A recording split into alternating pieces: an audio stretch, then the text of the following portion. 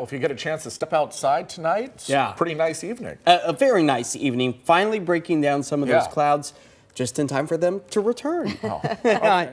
I know, the teeter-totter effect. It's just taking us through the very end of the month of April, as the blooms and blossoms are definitely fighting through the turbulent temperature swings and cloudy to sunny days. And that's exactly what is going to round out the month of April as we work our way to a warmer start to the month of May. But the good news is, with the return of the potential for some wet weather as we work our way into Tuesday, that's going to be decreasing our pollen counts. So those of you who suffer from allergies, itchy eyes, runny nose, there is some improvement in sight before it starts to track its way back up to the moderate to high levels. As our temperatures today have managed to climb back up into the mid-60s, at least through the I-5 corridor, low to mid-50s found along the coastlines. Our satellite and radar is showing the breakdown in the cloud coverage just as we anticipate these prefrontal clouds to start to march their way back on shore right around sunset or so, all part of this latest storm system that will be keeping our temperatures closer to average in the mid-60s for tomorrow, with the return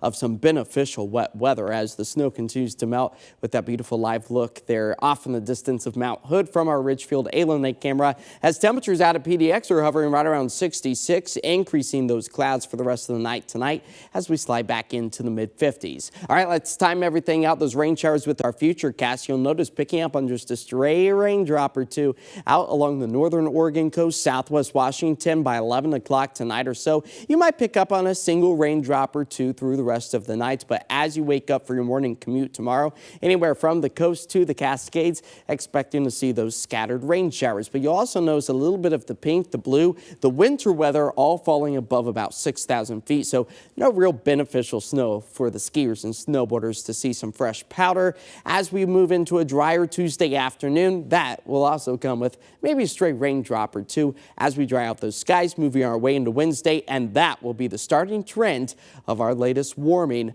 progression towards the end of April and the start of May, as our rain gauges over the next 48 hours are expected to fill up close to about 1/10 of an inch for the I-5 corridor, much better than what we saw over the weekend with the lackluster in the rain accumulation. You can see just the dry stretch of weather we've been holding on to as our rain deficit grows to nearly 2 inches, which is a possibility by the end of the month on Wednesday, as a ridge of high pressure is going to continue to dry things out for us, sending our temperatures almost back into the summer-like territory. Some of the hottest temperatures we expect to see that we have had so far this season and this year before another trough of cooler air brings us back down into reality. But as far as the records go, that's the bottom row. This is a look at Thursday, May 1st. The top row is what we're forecasting. So just a couple of degrees off here in the Rose City, but a potential, and we'll be keeping a very close eye on those numbers as we fall back to about 51 degrees tonight.